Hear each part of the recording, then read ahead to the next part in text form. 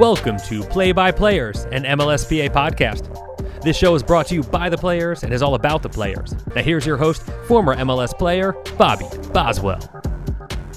Welcome to another episode of Play by Players. We are joined by one of the fan favorites of MLS. If you follow this guy, you know that he's a great player on the field, but he's also a great guy off the field.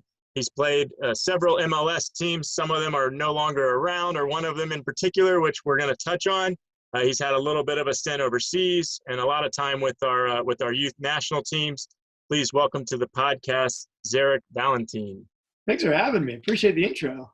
Hey, no problem.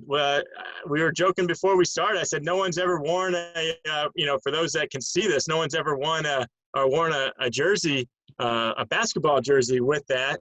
Shout out to my guy, Daryl Morey. That's his new squad. Good buddy. You're repping the Philadelphia 76ers or the Sixers. The Sixers. The team's doing all right. I'll tell you what. It's going to be tough to get past Brooklyn, but the Sixers are fun to watch, and Embiid's my guy, so I had to rep him a bit. Awesome. Well, give us an idea of, you kind of hinted at what preseasons, we're coming to an end here. The end is in sight. I always say it's preseason's kind of fun, but you're anticipating the season. Talk to us a little bit about what it's been like and what your expectations are this year. It's been a long time coming. Normally we start January 20th, January 23rd, pretty much come in for a March 1st start, but we had to push stuff back due to COVID. I mean, everything's changing due to COVID, but thankfully it was pretty fluid, and now we're about 9 days from the first game, which is fantastic because it's a lot later than we're normally used to, and it's been a lot of work, and it's a little bit warmer in Houston than we're used to. I'm sure you're pretty accustomed to that, but it's exciting. I mean, the league is starting to boom. You got CCL games on, so it's fantastic. And I know everyone's getting ready for first kickoff. I know we play San Jose in the opening game. Hopefully you can make it, and it'll be a fun one. Yeah, well, I was saying I showed up to some of the preseason games, and they were not okay with random people just popping in. So I'm looking forward to being welcomed officially at the games. And but let's talk about you. I always we go back to the beginning. I told you I do my homework. I really want to go back. Tell me a little bit about Lancaster. And I've been there. I call it Amish country. It is. Tell people what it's like growing up in PA. For those who don't know, Lancaster, Pennsylvania, up until I think last year was the Amish capital of the world. So you'd roll up to the local grocery store, Kmart, which is now probably a Target, and there's parking spots and there's horse and buggy stalls, and that's pretty much where we grew up. And we were in this awkward place in terms of close enough to Philly to get some decent players, but far enough to where we didn't want to travel there 2-3 days a week. So there was actually a pretty good club that's popped up through the ranks as such players as myself, Houston Dynamo alum Andrew Wenger, Russell Canals, and somebody named Christian Pulisic, who actually is from Hershey, a little bit outside Lancaster. So growing up in Amish country is kind of this random spot. We're just, we're small town living in a way, but for some reason it's this weird hotbed for kind of MLS players. Dave Horst came up playing through there, and you think you played with. Yep. So it's interesting how there's been so many players developed out of this random area, but it's something unique that we all have in common. Well, I noticed you didn't mention MLS great Travis Wara. That's right. There's a few more I missed. Anytime I get a chance to poke fun at that guy, I'll never pass it up. But other thing, just for those that haven't been, if you ever go to Lancaster, I'm a big fan of family-style restaurants, and that place is just heaven for me because you go and sit down and. What did you do there? How would you end up in Lancaster? Listen, I do what's called mystery trips, and that's you know how it is when you play. You get a random 2 days off. The coach will just say, "Hey, y'all won. I've decided to give you 2 days off." And when I was in DC, it's not long enough of a time to plan a real trip, meaning to go to the beach or fly somewhere. Of course. So I found a bunch of small town things I wanted to see and do, and passing. I did a lot of PA's got a lot of stuff, especially for kids, like the Children's Museum in Pittsburgh. They got the Children's Museum in Philly. Hershey Park. Hershey, like there's so much stuff in that little window. Mhm. And then there's mountains over towards West Virginia where they've got weird tunnels, stuff you would never plan a full trip for. Of But course. when you combine them on like a Tuesday, Wednesday, that's your days off. You take what you can get. My wife hated the mystery trips, but that, she enjoyed looking and seeing some guy driving by on a cart and buggy, but he'd be on an iPhone. Exactly. Like, That's one of these things you're going to look back at and love. It's, to say you went on a little 2-3 day trip to Lancaster is probably all you want to spend there. So growing up there in high school and going back to visit, it gets a little bit stale, but it's always great seeing family, but it's just completely different from some of the other cities that I grew up in. Okay, well, you brought up high school. Since we're going there, we'll talk about. Tell us a little bit about Sir Streaks-a-Lot, the Lion. Is that your mascot at your high school? It is. I was at IMG for a bit, but then I graduated from Manheim Township. Yeah, we're the Streaks. Yeah, how do you know that? That's so funny. So Lancaster, Manheim Township was one of the bigger high schools in Lancaster. Russell and Travis all went to Hempfield, which is our rival high school. So growing up playing there, that was the Friday Night Lights game, which was always fun. Fun fact, my high school is home to Jim Furyk, who's the most famous alum besides my brother, Zarek Valentin. So Jim is a Manheim Township Streak. And you're really going deep, which is exciting. You talked about IMG. I grew up near IMG. I call it a frat that is IMG. Tell us a little bit about being down there. I know that's where you really got your first exposure with the national team. I think you were 15s, 17s, 18s, 20s, 23s. But talk to me a little bit about that program and going away from your family to play soccer. Yeah, it's difficult. And it was one of these things where I was actually a little bit fortunate in the fact that my brother was part of, at residency. And he was part of the group with Michael Bradley and Dax McCarty and a few of those players. So I kind of had a little bit more insight into the daily routine and kind of the grind that it was to practice in the morning. And then basically you would lift 6, 7 a.m. Then you'd go straight to training, rush back, grab lunch, get on a bus, go to school from 12:30 till about 6 o'clock in a strip mall, which was the school that all the IMG guys or the national team guys went to. And then actually I was cut 3 months into being there. I thought I was like really good and I had arrived and I thought I was great. And then John Hackworth cut me. And we actually just played Louisville recently. And I always go back and thank him because I thought I was, for lack of a better word, hot shit. I thought I was so good. My brother was there. This is where I was supposed to be. And I just ended up just plateauing and almost regressing a little bit. So Hackworth basically said, like, we're going to World Cup and we have better guys at this moment. And he cut me. And then I went to IMG, and that's where I kind of regained a lot of my drive and my kind of, refocus my mindset to try to push myself forward. And in turns, that's where I hit the 18s and the 20s. I was fortunate enough to land in with a coach named Jim Rooney, who's an old MLS vet. He's the guy who first scored an MLS All-Star game, took off his shirt and did the Brandy Chastain with the sports bra. Lo and behold, we all wear those now because of the GPS tracking. But Sure. We'll he was basically kind of the tough love uncle that I needed in my life to basically say, listen, either you can regress and go back to Manheim Township and be with Brad Rutter and Jim Furyk, or we can, pick ourselves up and try to get back into the national team fold. So thankfully I had him to kind of redirect me in that moment. That's awesome. Just curious, do you play a little better when you're playing against Hack, or is it all love? It's all water under the bridge at this point. But I always bring it up and kind of give bust his balls a bit, just because it was such a bad moment. And he always talks about how it was very difficult because he had that relationship with my family, and he brought in my brother. So there was this situation. But we're all competing for jobs, and I didn't understand that in the moment. So hindsight, it's a lot easier for me to comprehend what was going on. But in the moment, I was devastated. But I was. I don't tell many people this, but I was too embarrassed to ever tell my friends back home what really happened. I didn't want to say I got cut. So when I stayed down there, I didn't know the difference between me playing for IMG or the national team. They just knew I was at the same complex. And I was, I had to kind of swallow my pride a bit. And, it ended up working out, but that was a tough moment in 10th grade for me to kind of the real sink or swim moment at that time. Well, the reason I ask is Hack was the coach at South Florida when I was coming out of high school, Oh, there it is. and he didn't recruit my brother or I. So we gave him our best in college, and then he got to the pros, and I gave him my best in the pros. So I still give him a hard time.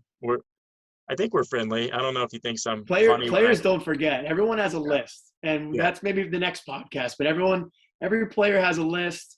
Oh, and that they have those special ones. And one I always get, and I've had a few good talks, is Roger Espinoza was always on my list, because in the national final he kicked my brother in the face unwillingly, but he kicked him and he was all bleeding, and I found out it was Roger. Lo and behold, my goodness, this guy on the field is a scrappy player, as you know. But we've had some good laughs after that once we kind of put two and two together. But for a while I was like, I'm gonna get this guy back for you, bro, and ended up probably getting crushed by Roger in the midfield at some point. Yeah, he always knew where he was on the field, or you paid the price. Exactly. Well, let's fast forward a little. I know you were at the Reading Rage, and then a team called the Michigan Bucks, but now that's Flint City Bucks, yes. which is a much cooler name. You had Sir Streaks a lot, and now you got Flint City. You got some cool teams in or cool mascots, cool teams. A lot of great players came through that PDL program too. Yeah, I was fortunate enough to play for some really good PDL teams. I remember when my first year in college, when I played for the Michigan Bucks, we had a bunch of our Akron guys and some Michigan State guys.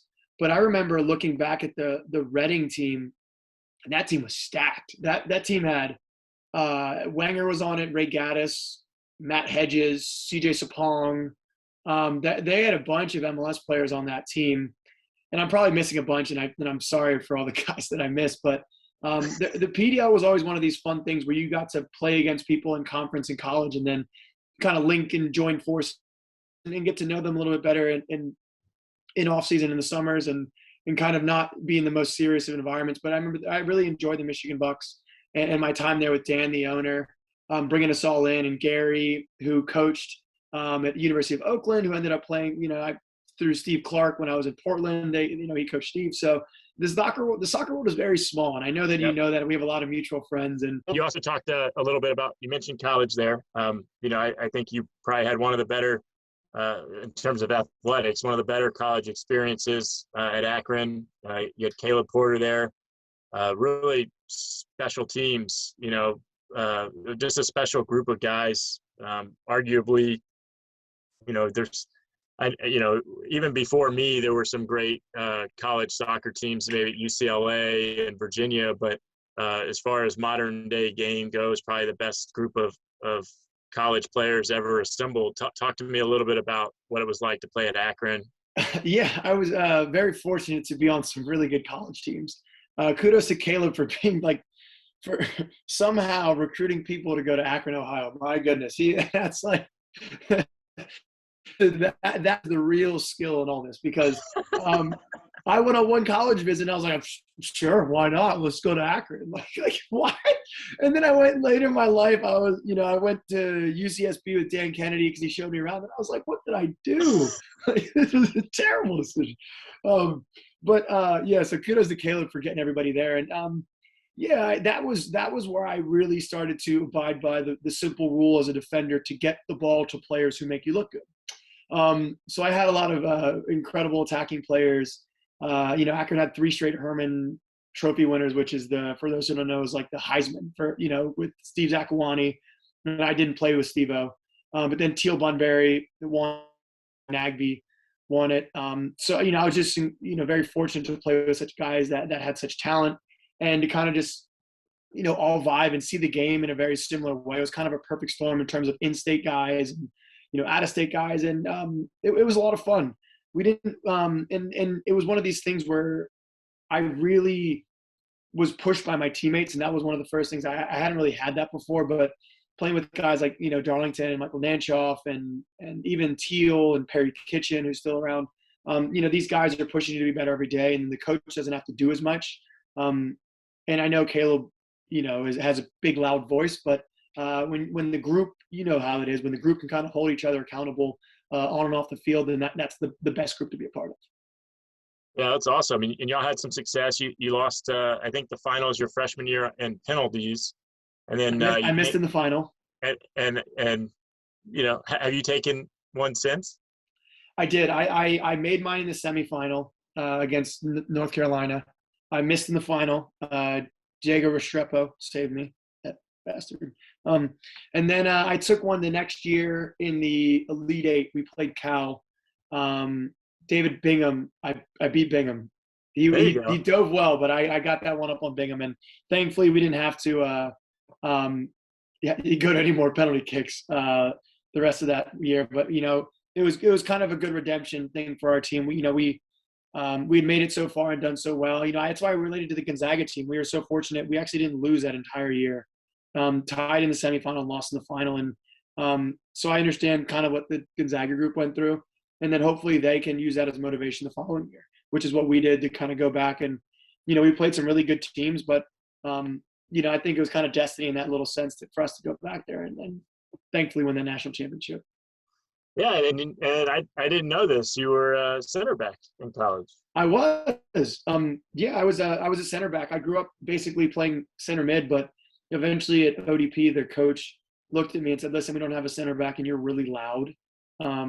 So just try to organize people in front of you, and you'll be fine." He said, "Make them defend for you, and we'll be okay." And then it went pretty well. And then I kind of just started playing center back, through the youth national teams and into college. And then Thomas Rongen was the first coach to put me at outside back, mainly just because of size. And I was always compared to Michael Parkhurst because he was an IMG guy too. I grew up playing center back and learned a lot of the reading of the game, the thinking in that aspect. I know you can relate to that. So, and then eventually now I play outside back. Yeah, it's a tough comparison to Parky, man. He's a special talent. And, he's incredible. I always loved watching him, loved learning from him, and just seeing the way he played the game and how, we're similar sizes. We're not, you're 6 foot whatever, you're strong, you're typical kind of center back, and we were both pushing 6 foot, I would say, maybe 5'11" and in studs. You've got some size on Parky, Yeah, so he was. I'm about 6 foot, but he was definitely a few inches shorter than me, but he was just 3 steps ahead of everybody. And I loved watching that. And that was so good to see. And he was so clean with the ball. And, even though he couldn't get in those tussles, he knew how to kind of be cheeky in the way he defended. So I always just loved watching him. And just seeing the way he always just managed the game was always really cool for me. Well, let's talk about, we kind of talked about the youth national team. You get, cut and then kind of your redemption. Played a ton of games with the 20s. You're Milk Cup champion. I think you're the lost generation, and I know recent guys of the recent letdown in terms of not making the Olympics. I'm a little torn because I'm kind of I wouldn't call myself old school, but I'm a big tough love guy in terms of I think we need more pressure, not less. And, not to say you can't have empathy for guys when, they're at their worst moment. But, talk to me as a player that's been through that. Talk to me a little bit about your emotional time going through it and what you see now for our country and how we keep failing to make this happen. Yeah. First and foremost, the main thing I thought about in that moment was not that we didn't qualify. It was the feeling that the players were going through, because I knew I was held it firsthand. I've been through it when we failed to qualify for the 20s, and then I was there when we didn't qualify for the 23s. And this was in consecutive years, my rookie year and then my second year. And to be frank, or Zarek, we should qualify. We have more than enough talent. My team for the 23s was so incredibly talented.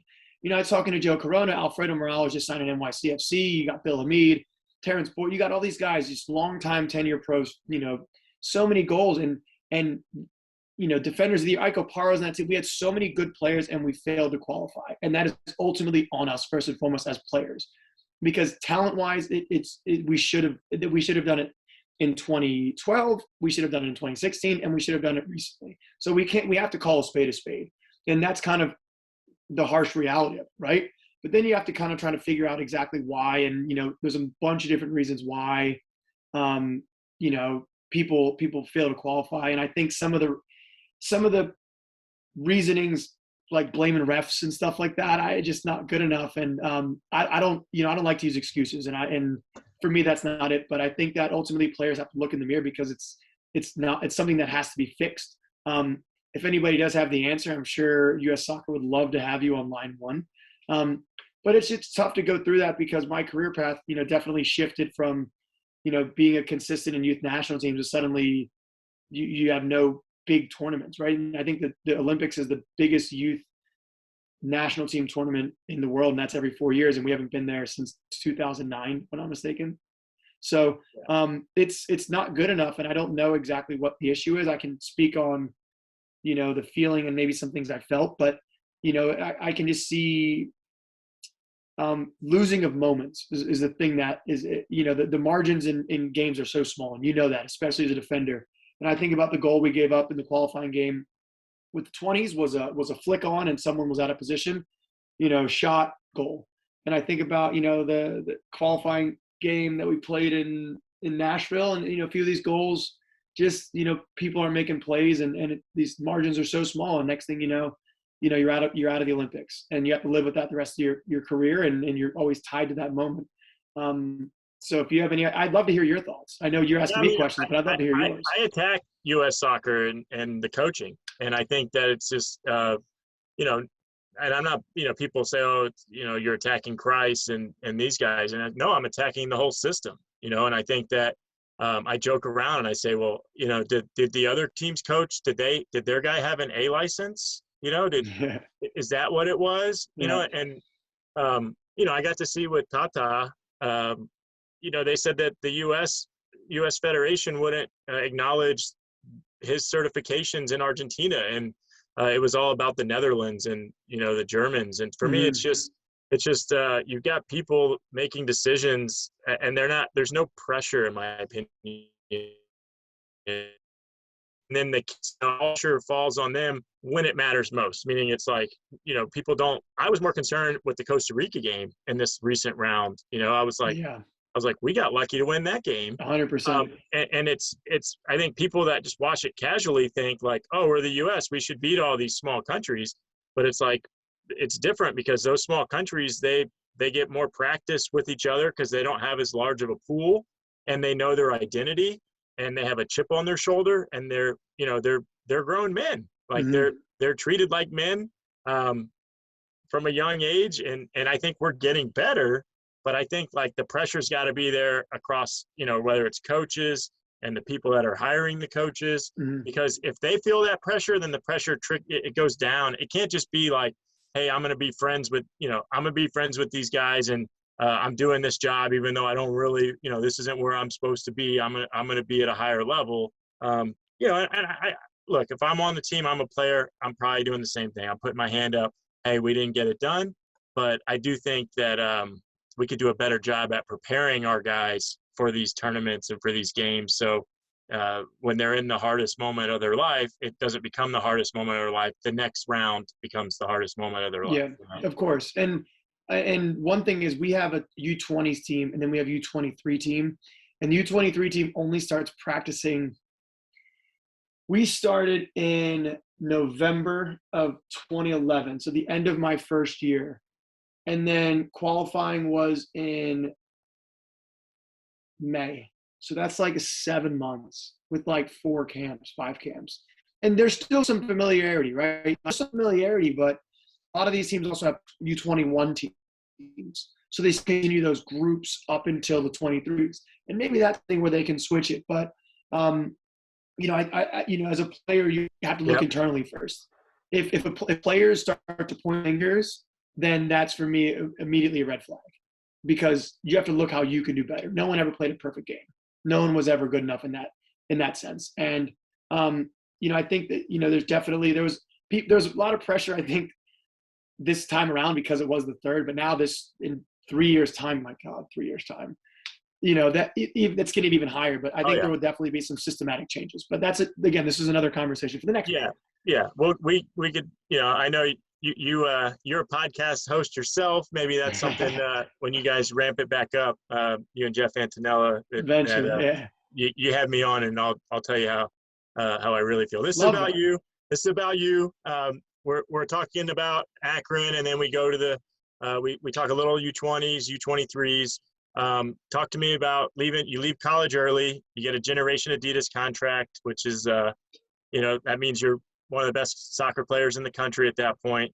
And then you get selected 4th overall, which is quite a feat in my opinion, as a guy who was never drafted. But you go to Chivas USA. Tell me what you were thinking. You kind of joked around about seeing what Santa Barbara was like coming from Lancaster, Bradenton, Akron, Ohio. LA, yeah, cruising. You're going to LA. Tell me about it. I was first off just ecstatic because we had a bunch of meetings leading up to, you have meetings with teams. A lot of fans don't understand that right before the draft, and at least how it was back in our day, you meet with a lot of teams. Some teams that are interested in selecting you might talk to them and they'll say, where do you see yourself playing? What are your habits? Blah, blah, blah. So I had a really good conversation with Robin Frazier like 3 or 4 days up before the draft. And I talked to Robin, and Greg Vanny was there, and Carlos Llamosa, actually. So I mean, 3 absolute U.S. soccer legends, MLS legends. To think in that moment, like I was this naive 19-year-old kid sitting in a room with these guys, just having no idea really who they were, is pretty bad on my part. But I just remember having a really good conversation with Robin about his expectations of me and what he might like, and how, just what he liked about me as a player. And then to get drafted there was super exciting. 2 of my previous college teammates were just drafted there, Ben Zemanski and Blair Gavin. So I had that familiarity. And then the bow tie club. Yeah, exactly. So to be drafted where I had some familiarity was fantastic. And then Los Angeles was incredible. And it's funny because Chivas has this incredible reputation where it's like, it was like super lame for a while, but now it's this kind of like club that, you don't, if and, to be a part of that and to be one of the few standing Chivas USAers left in the league is pretty cool. It's like fraternity of guys that was part of this like dumpster fire. But no, I look back with fond memories. I learned so much. My goodness, I learned so much. The amount of great players I played with. My first roommate was Jimmy Conrad, and I was just like sweating when I was going to meet this guy. Lo and behold, Jimmy's the biggest goofball in the world. But I learned so much and was so excited to be a part of that, and look back with really fond memories again, like I said, of this club that not many people know about. And Zach was there, right? Thornton? Zach Thornton was there. Dan Kennedy was there. Ante Yazik was there. I'm just curious. I remember the first time I saw Zach, and I was in preseason with DC, and he came walking with his groceries, and I was like, that's the biggest human being I've ever seen. Like, oh, incredible. But the funny thing was he could move. He was – this was the last year of his career, but he was like just a daunting figure, one of the greatest U.S. goalkeepers ever. And, he could still get the ball in the top corners, which was incredible. And but, to have incredible veterans, even just guys like Alejandro Moreno, who, incredible Venezuelan international, the experience he had, MLS Cups. Michael Umania played in multiple World Cups. Was Juan Pablo there? Juan Pablo came later. Juan Pablo gave me the most real conversation I had as a rookie, and it was we had this film meeting, and it was just about holding people accountable.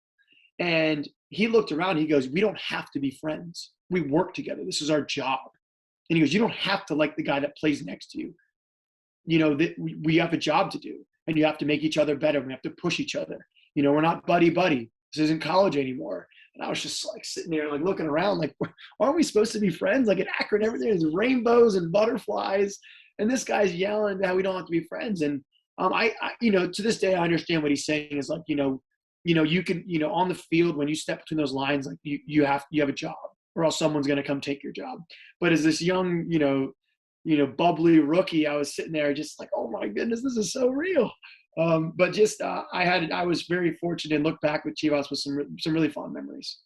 Well, you kind of referred to it as a dumpster fire, and I think some people will think that's a bit dramatic. But tell us a little bit about how you ended up in Montreal, and kind of verify what kind of operations they were running in LA. So basically, every expansion draft, if you have a contract, the team will then say, "I want Bobby because he's on $1.3 $3 million.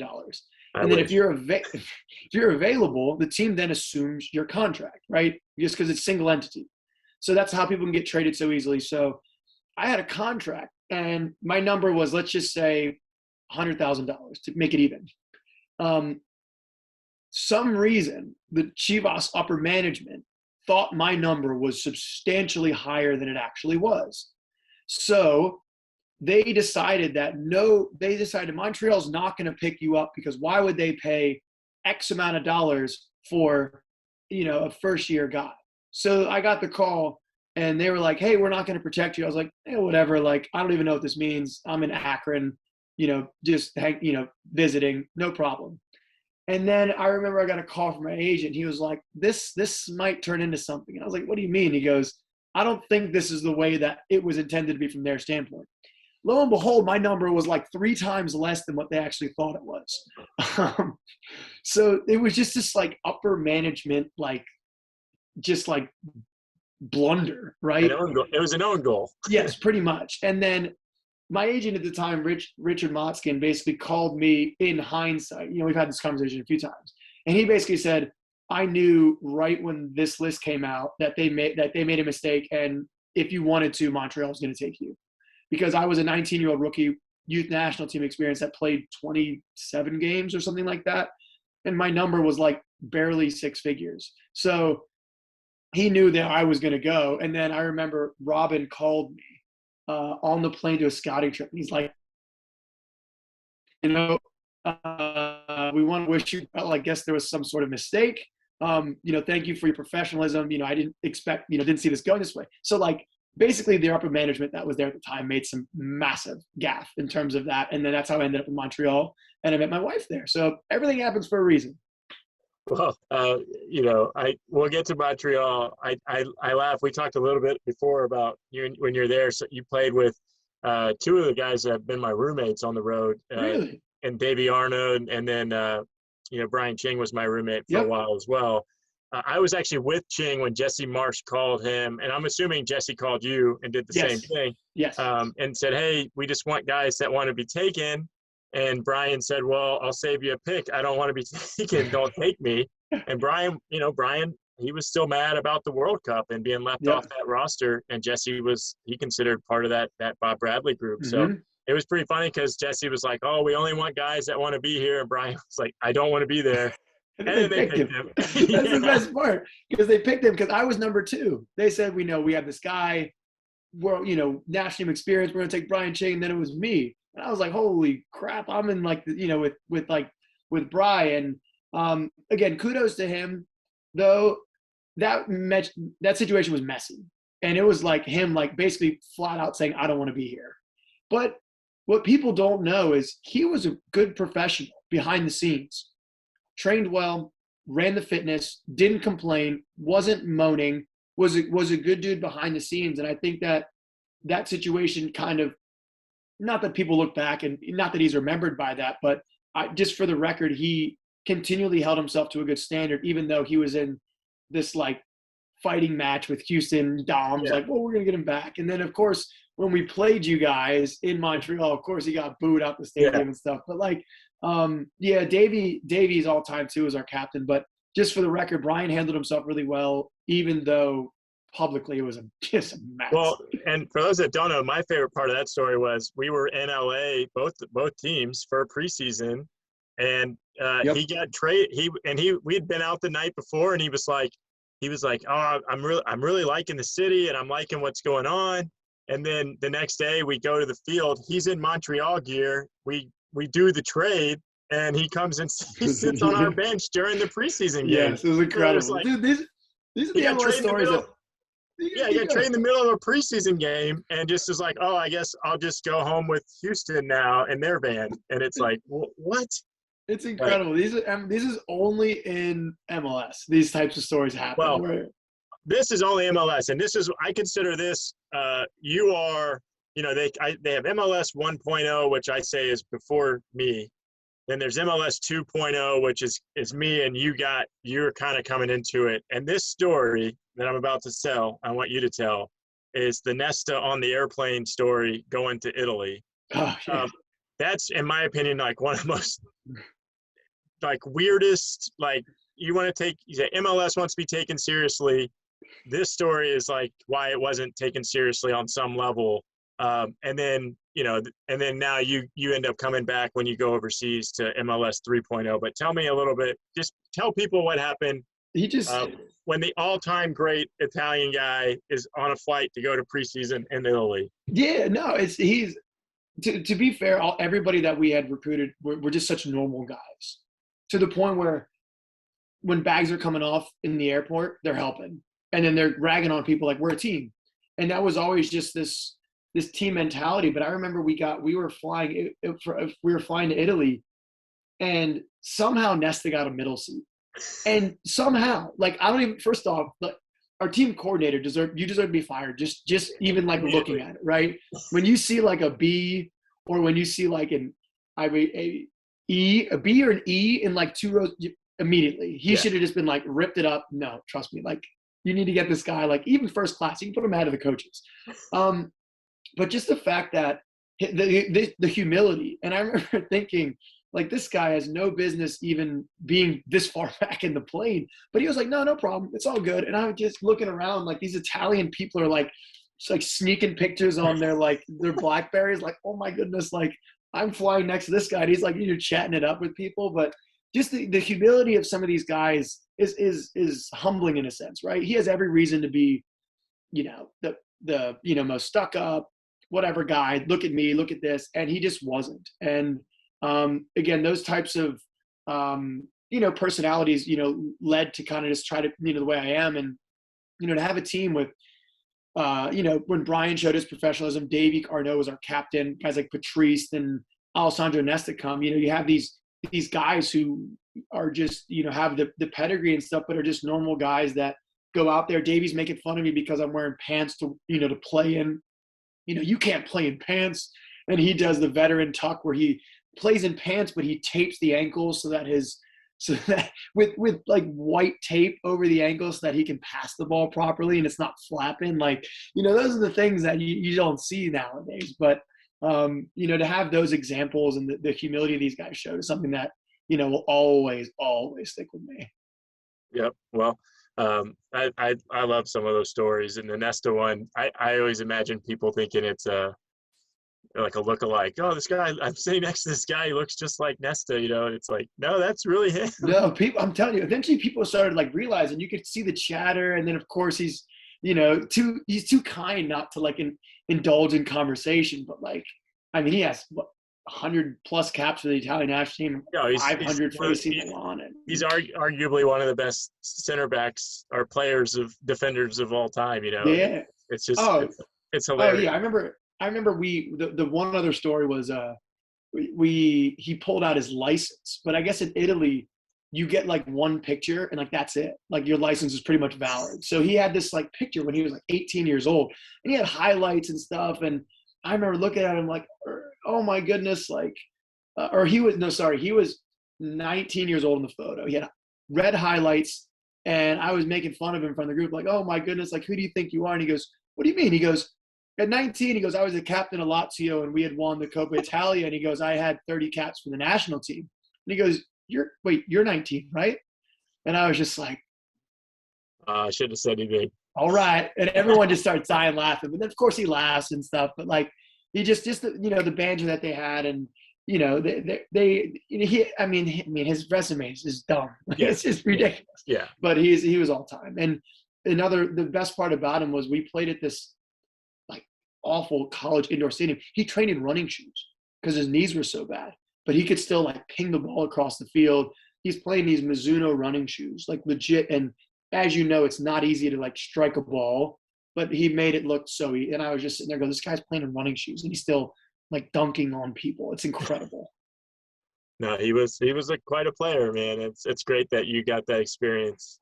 Talk to me a little bit about going to the Arctic Circle. I don't want to go too far away from MLS, but yeah, no problem. It's a pretty important thing in your journey. Yeah, so I was loaned out pretty unknowingly. I knew I wasn't in the team kind of because we switched coaches from after Jesse Marsh, who I really enjoyed playing with. And, he was let go. We brought in a European coach, and he was pretty straightforward, which I respected, but it's also kind of tough when the coach is like, listen, you're not my plans. And you're like, well, thanks for telling me, but I got to figure something out now. And out of the blue, I got a call from a coach in Norway, like above the Arctic Circle, super high up, who was the assistant for Hans Bakke. And he scouted me out of college and basically said, listen, we need to write back. What are the odds that you're willing to come? And I was like, well, just so happens I'm looking for a team. And I got that call on a Wednesday, and I was on a flight to Norway on the Monday, but Norway doesn't allow one-way tickets in. So we had to book a refundable round trip ticket and then cancel it to basically allow myself to stay there. I'm sure the government's not going to be too happy about that, but basically like to basically get in, and then they're like, well, figure your paperwork out. Trust me, like this is how we do it. And I was like, all right, whatever. And it ended up, that was an incredible experience. To be fair, they were in the first division. But that's like saying the second division. So I remember thinking, oh, first division is going to be great. And I looked it up and I was like, something's not right here. And I get there and we're actually in the second division. I was like, how do I not know this? And then turns out, thankfully, I rolled into a team that was incredible. We got promoted, and one of the highest point totals for a team ever. So I was like, thankfully, it was a good situation. Yeah. But to be a part of a team that gets promoted is a really cool experience, because the city's like pumped to be back in the first division. And I just learned a lot about myself. It's one of these situations, kind of sink or swim, where you're going to a foreign country, you don't speak the language. When the team is 75% Norwegian, you learn a lot. The league is very different from MLS, and it's just been great. It was an incredible experience for myself, my wife at the time, to go out there and experience it. And the team won the league last year, which is incredible. So good for them. They play in Champions League this year, so it'll be really cool to watch them. And did you end up learning Norwegian or no? I did. I was giving interviews by the end of my third year there, fully in Norwegian. And so how many languages do you speak? 2.5. I speak Spanish and English fluently, but the Norwegian I've kind of lost because it's very different unless you speak it to somebody, or I hear Swedish because we have our Swedish left back. I talked to Adam a little bit, but you kind of lose it because it's not spoken ever. But Norwegian's great. The people are incredibly nice, amazing. I look back with such amazing memories, and I'm happy, and I'm lucky that fell into my lap. Well, and this one, this one might go over your head. I'm not sure. What's the toothbrush thing with this team? Yeah, it's so funny. I had to ask that. That was like one of my first things, like, why is this a thing? So in the supporter section, there's this like 7-foot toothbrush. And I guess back in the day, they basically said like, oh, we're so good, we're going to brush the opponents off the field. And someone thought it'd be a good idea to bring this toothbrush. And there's this like incredibly massive toothbrush now, like, is it every game? So that's basically what it is. So when people see it, you see this one fan like, and of course they won the league by like 15, 20 points last year above Rosenborg and Molten. It was incredible. And they're like sweeping it. There's like 15 people in the stands, and to the point where even the New York Times wrote an article about them because they're above the Arctic Circle, and there's probably like 200 people at these games, but they were like running through the league. Eventually played AC Milan in the, Europa League knockouts and stuff, like the last one for the group stages. And it was just like this small Norwegian team that, sweeps their opponents off the field, I guess. Not so much when I was there. Well, no, it sounds like it. Well, talk to me about getting reunited with Caleb and coming back to MLS. Yeah, that was fun. I had sent a text to one of the assistant coaches at the time when I was kind of thinking about coming back, and nothing more than a sounds good, got it. And then lo and behold, 6 months later, I was in Saskatchewan with my wife, and agent called and said, what about Portland? I said, I'd love it. So Caleb brought me back in, and, got the band back together a bit, back there with Ben Zemansky, reunited from my Chivas days, and Darlington was there. Darren Maddox eventually showed up. So it was a lot of familiar faces, and I was really excited and happy to have that experience. Portland's ended up being home for my wife and I, and my little guy and my pups. So it was something that I didn't expect. And again, I've been very fortunate to have such incredible opportunities kind of fall into my lap a bit. And I'm going to start off kind of as a joke, and then we'll get more serious. But so you went from the toothbrushes to Timber Joey. I just want to point out that you've had the weirdest and like funniest mascots in your career. Well, we had the goat at Chivas, and we went to the goats. So the Zips. I mean, there's just so much. There's so much weirdness from the streak thing at the beginning. But talk to me a little bit about, you had a lot of success. I want to kind of focus on, you had some success on the field.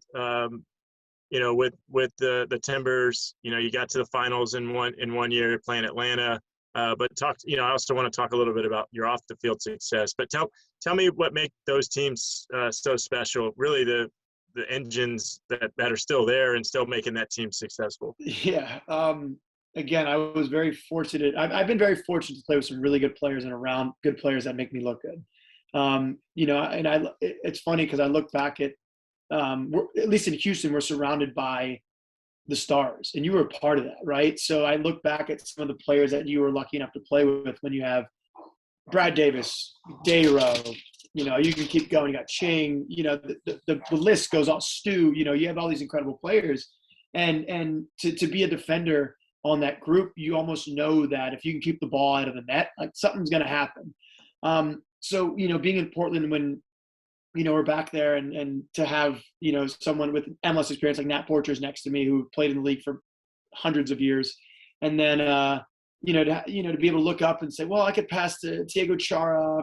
He's he has someone on him. Well, Darlington has some. Okay, I'll give it to Valeri, I guess. To have those types of options as a defender is fantastic, and as someone who is a little bit younger in their career, trying to get used to the pace and the flow of MLS games is still was really relieving, I would say, and to have people that I connected with off the field. I knew Darlington very personally. I knew his wife and his kids. So to have that comfort level was fantastic. And my wife had just graduated nursing school, so to have her there was amazing. And I would say that I think Diego Chara is one of the most underrated players in MLS that I've ever played with. And I'm not saying that just because he's a personal friend. I think one All-Star game in 10 plus years in the league is wildly, just one of the awful statistics. And even the game he played, he like literally was like 1v4 in the midfield against, I forget who they played. I think it was some Juventus or something like that.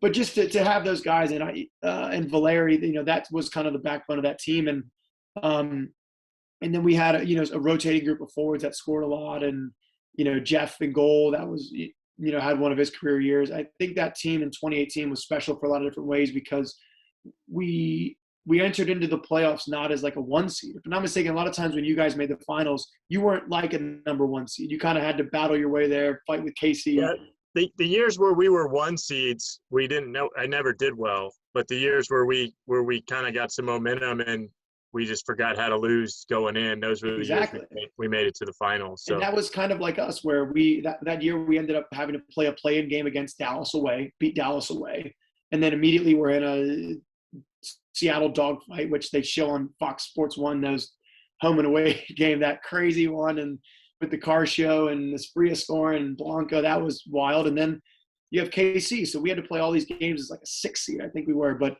as you talk about that momentum that kind of leads into it, is almost for me in a way better than like someone who just wins out the whole year, because it's not how you start, it's how you finish. And when you guys did well, you kind of get rolling a little bit, and that feeling in almost the quick succession of games is almost an advantage, if you know what I'm saying. Oh yeah, no, there's a reason they changed the rules. They don't want the lower seeds just getting on a roll and rolling all the way through. So I'm interested. You talked about Diego. I'm a big fan of number sixes. I think they make teams work, and a team that has a good holding midfielder, it'll be a team that's competitive. And I've always said that. I think he's really a special one in that he lays the hammer when he needs to, but he just really does the work, right? And he knows his role. You talk about how you love him and y'all are friends. Tell me, you have a scar from him though, right? I do. You really did your homework. Yeah, on my calf in Montreal, we were up 2-0 against the Timbers his first year or second year, and I get a ball on the end line, And I just 90th whatever minute extra, and I clip it down the line. He comes through and whacks me. And I remember the guys on the bench like, get up, you're faking. I was out for a month because he tore a muscle in my calf. And I remember the first day I saw him, I said, I've heard good things about you now, but you realize you crushed me. And of course he shook my hand and said, nice to meet you. I'm Diego. I'm sorry. And he gave me that smile, and I was like, oh, okay, you're forgiven. But yeah, Diego is kind of the silent assassin. He's not really outspoken, but he'll give you a look in a game, and he'll, give you like a, hey, let's go. And, he leads by example and is there in training, and he's there every single game and does all the dirty work. Pays thousands of dollars in fines every year because of yellow cards and all these different things. Everyone around the league cannot stand him, but he's someone that you would take immediately. And for me, that is that's one of the characteristics, especially the number 6. I think of Beckerman, that was like that. People be like, do you want to play against him? No. Would you take him? 1,000%. Give him any day. And that for me is one of the biggest compliments you can give to a player, someone that has that switch, right? And just to connect with him on a personal level, as a new dad, and talking to him was really cool and exciting. And I got to become really good friends with both Diegos. Valerie, his daughter, was the flower girl at my wedding. So just to have these guys as good lifelong friends, but also just kind of as mentors in terms of professionalism and the longevity in their careers is something I aspire to be. And they both played 90 yesterday in the 90-degree heat in Honduras. And Valerie banged in a free kick, and Chara's there cleaning up the mess and doing what he has to do. And kudos to them, because they take care of their bodies. They invest so much money in making sure that they're ready to go. And dude, 35 to be doing that. So talk to me a little bit about another expansion draft and ended up here in the beautiful city that is Houston, Texas. It's funny because I didn't expect it. Completely blindsided. I had no idea that I was going to end up here. And it was definitely a shock that my family and I were, like I said, not expecting. It was difficult to take because we just bought a house. We just had a kid. But once I spoke to Tab, and once I spoke to Matt, and once I got here, I started to really enjoy the project that was being built, and to learn a little bit about the rebranding early last year, and everything that's going into it is exciting. And Houston is very cool. And I think that it gets a tough rep around MLS. Why? Because of people like you, Bobby. And you're going to say why? Because I know why. the end of the way that most people view Houston is, we're going to travel there on a 4-day road trip. We're going to get in on a Thursday night. It's 90 degrees. We're going to train the next day, but we have to train after the first team. So we're going to train at 2 or 3 o'clock in the afternoon, and it's 115 degrees outside. You're out there for an hour sweating. You're already exhausted for the game that's in the next day. You play the game the next day. If you get a tie, it's a good result. Usually you end up losing 2 or 3, 1, 3-0, 4-0, right? And then you're out the next day. You do that 2 or 3 times for the Timbers or Montreal or Chivas, you're not going to have a fun view of Houston. You're going to say, why am I going to go there? I lose every time I go there. It's extremely hot, and I don't get to really see the city because the city downtown isn't exactly like New York City, right? Yeah.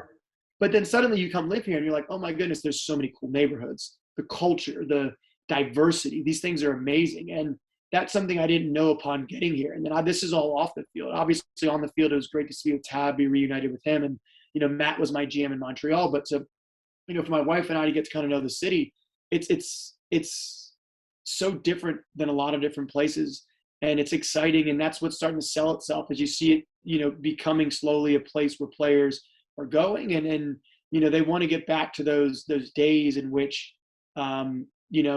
Western Conference finals and Western Conference semifinals were expected. And that was the minimum standard, if not MLS Cup. Yeah, no, I mean, people, I have a brother in Dallas, and he refuses to come to Houston. Like, people just, like you said, it gets a bad rap for whatever reason. And, but it's my home. I love it. I'm from Florida, and it's pretty similar. We get hurricanes and lightning. And I just love the sun. So it's sunny most of the time, and I get to be outside and do that. So, but I would say one thing that's, not to cut you off, but I would say one thing that's, is different than especially in Portland is, Portland was, we did well. 2015, they won. And then I came in 2016, 2018, they did well. And you're trying to I would say, sustain that success, I would say, in a certain way. But there's certain clubs that had success, and then kind of, the culture and coaching changes and everything swaps. And then there's the desire to get back to that, because success is contagious. You want that, right? When you get a taste of it, when you get to lift a trophy, it's the best feeling. And then when you can't do it for a year or two, it's like that, it starts to eat at you and you want that. So, to see all the trophies, to walk in every single day and see all the damn trophies you won with your teams up on, all around the facility, that's motivation. And a lot of teams don't necessarily have that. And I think Houston here, we're lucky to have that history. And it's exciting because, we're working to get back there. And it's going to be a lot of work. We're not happy with the way last year ended. No one is. And if you're happy being the team that ended up in last place, hopefully you're not on the damn team. So that's exciting. And that's something that we are hit with a lot of the days in which you were here, but it's exciting to be on a team that's working towards it. Yeah. I mean, I say that Houston fans are spoiled with just how they got a supporter shield winning team like that from San Jose that came in and won instantly. Right. And, and we're very good. We missed the playoffs once, and the whole time I was here, and the fans were like, so, we had a ton of injuries, and it was like, oh, Dom's a one-trick pony. Those guys are leaving, and he was able to rebuild, guys like Kofi, Will Bruin, he restocked and retooled, and we got close, to doing it again, but it was competitive. And I think that you guys, now you have this older generation that's like, oh, it's not like the old days, but it's like the league's not like the old days. It's a whole different league. Like, what team can you have Stuart Holden coming off the bench, Jeff Cameron coming off the bench? Yeah. The teams they're just built differently now. They're a lot more foreign. And I think the league's a lot better. And you're seeing that with these CCL results, especially the early ones. It's like, people say, oh, the U.S. can't qualify for something, but it's like, this isn't the U.S. playing, it's MLS, man. It's a diverse group of people, and these guys know how to go and win games on the road. And so I think Houston's, listen, I'm a Houston fan. I'm wearing my new Houston shirt. Your buddy. Yeah, I support you guys. I show up. I'm always watching, but and I think the fans are great. I think that the majority of them are, but there is some pressure. You guys put it on yourselves, and the front office hears it from the fans that are like, oh, we want to be winners again. But that's good. I always say, for me, I say that's good. You have fans. You have fans that give a shit. Sorry, pardon, but I want that. If you have fans that are just like, let's just go and have a good time and treat it like a baseball game. It's like, let's have a few beers and see what happens. I don't want those fans. I want fans that want success and that are pushing the players. Obviously, they can say whatever they want. As a player, you have to filter out some of the noise, but you want fans that care and that push the owners and push the players that want that success, because then, they're going to be there even more so, right? They like, high highs and low lows, but I'm okay with that. I always say I'd rather have that, and Portland was like that, than at Chivas. The pressure that I did not feel pressure from the fans. There was no like, we need to win now, we need to do this. Like, no. But you don't need to have 17,000 people tweeting at you when you miss a clearance. But you know what I'm saying? Like, I enjoy the fact that the fans are in it and care. I like that. No, I agree, and I think there is pressure there, and I know there's pressure internally to get it done. And I got offended when I saw the betting odds. Houston was the only unique one out, and I was like, you guys think Chicago and DC and some of these other teams have better odds than winning it than the Houston Dynamo? But it's like, whatever. Like, motivation, baby. That's all it is. You take that, use it, surprise everybody. Let's get past that. I talk about your off the field stuff. I think around the league, you brought up Matt Jordan. I talked to Matt Jordan the other day, and we were talking about you, and he said, if I could get 11 Zareks on the team, like, it would be the best thing ever. Just, not only on the field, but off the field. You were a 2-time community MVP in Portland. You're an athlete ally ambassador. You've worked with, I could go on, Habitat for Humanity, Children's Hospital, Special Olympics, reading programs. I want to talk a little bit about the Ribbon Z, but or is it Ribbons? I don't know. No, Ribbon Z is right. Yeah, I was like, okay. Oh my goodness, you're even saying everything right. I butcher something No, sometimes, it's but perfect. that wasn't one of them. Talk to me a little bit about, how you became so ingrained in off the field stuff. And I can't speak for the stuff in Montreal or Chivas. I think you were pretty young, but you definitely became a staple in community activities in Portland, and you're carrying that on here. Talk to me a little bit what that means to you, and what you see your role as.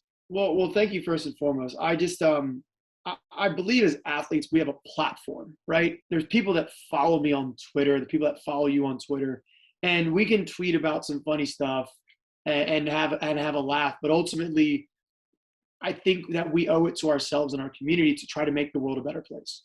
And to be fortunate enough to land in a place like Portland that has such an incredible soccer community around it, and now being in Houston to try to embrace the community that it is. And speaking on Houston, with Harvey, there was this Houston Strong, and I saw that, and I was part of some donation things that have gone on there, and to see that from afar is one thing, but to go through the pandemic last year in Houston, and then to pretty much on a whim talk to my wife as we were buying stuff for Thanksgiving, and to try to get a like a Thanksgiving pot going that we were going to donate to the food bank, because we saw these lines in Houston, like at the NRG Stadium, where there's thousands of people that just needed food.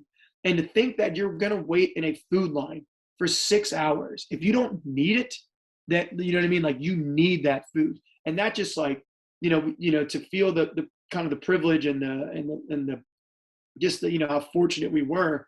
We tried to create this fund, and incredibly enough, with MLS support and with that Houston Strong attitude, we were able to raise $18,000 for the Houston Food Bank, and to give back in that sense. And in Portland, to do a lot of stuff kind of just, again, on the whim, with some stuff in the LGBTQ plus community, is something that I feel that we need to try to continually do around the country, and just in general, just to give back to our communities. And each community is different.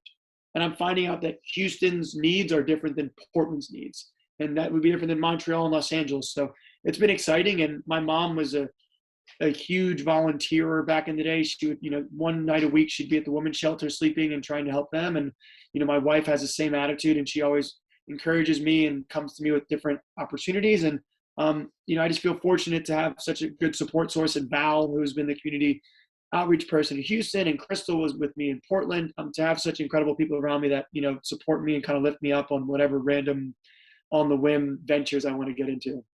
Well, no, that's awesome. And for those that don't know, we also had I think people are shocked to hear about, like, you guys got a couple inches of snow and it crippled you. And it's like, yeah, we were crippled as a city. You also, had some good work done with that one as well. And that was with the food bank too, wasn't it? Yeah, that one was another one where I got a text from Christian Ramirez just once our power went back on for the second time after it was off for 2 days, kind of just saying like, hey man, what are you thinking? Let's do something. And I was, then kind of just, we got on a group thread with Val, and basically just started trying to raise money for, it was for the Houston Food Bank and for Kids Meals.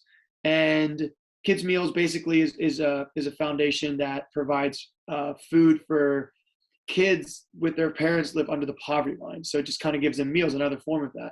And their entire stock was wiped out because of the literally 1.5 inches, 2 inches of snow. So because of the power grid that went out, they lost all their food.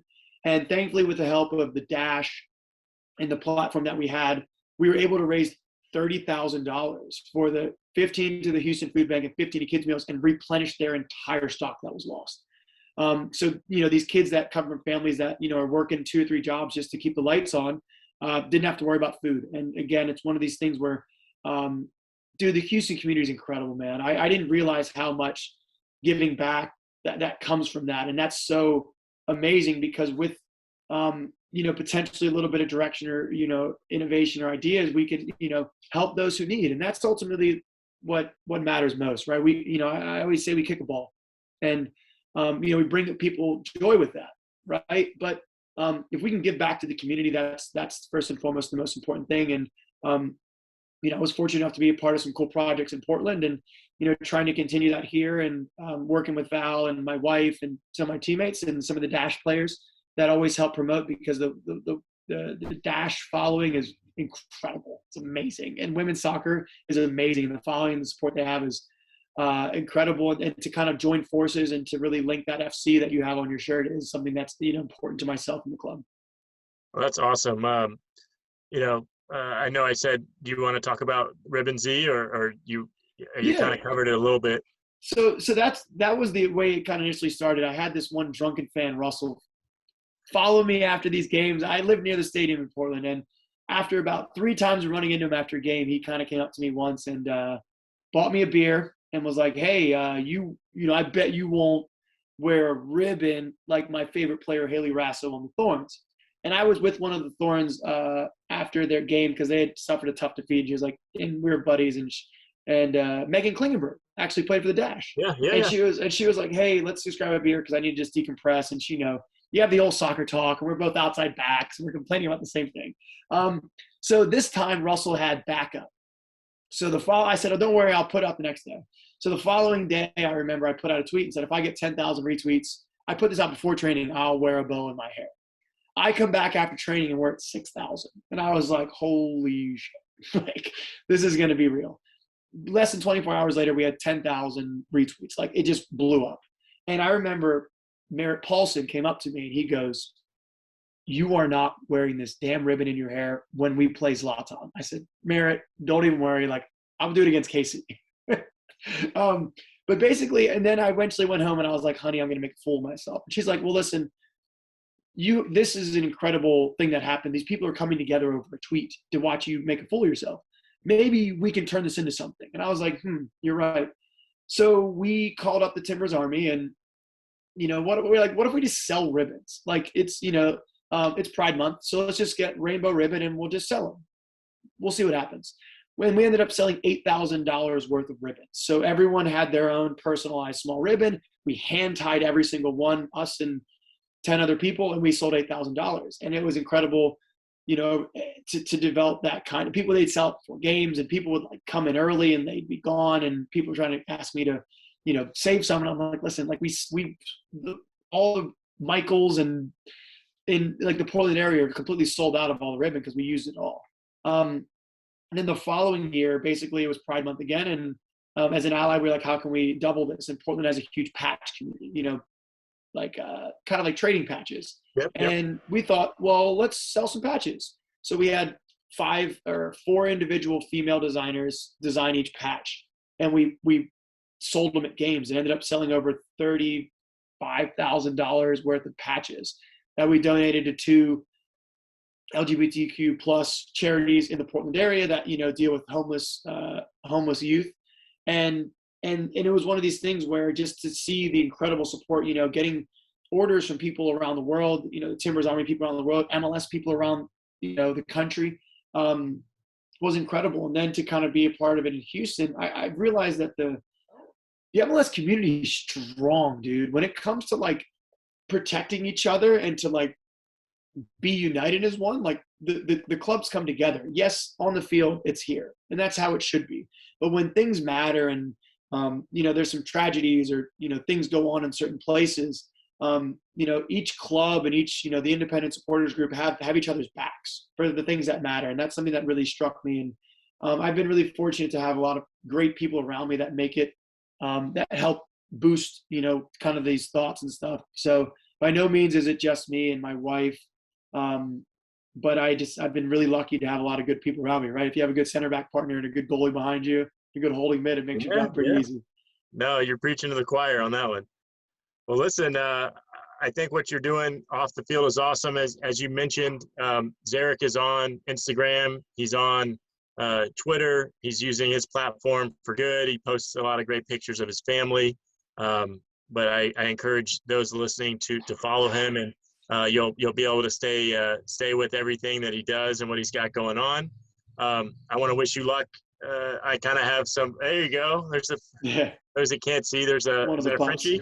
Yeah, a little Frenchie there. There you go. My 2 are barking downstairs. But no, I just want to wish you good luck in the upcoming season. I want to thank you so much. Great player on the field, even better player off the field in terms of what you got going on. And we're honored to have you on the podcast today. Thank you. Thank you so much for taking the time. I really enjoyed it. Hopefully we can catch up in person one of these days since you're in town. Yeah, as long as they don't try to stick anything up my nose, I don't want to ruin protocols, and we're good, man. Hey, dude, I'm fully vaxxed, so we're all good, bro. I got you.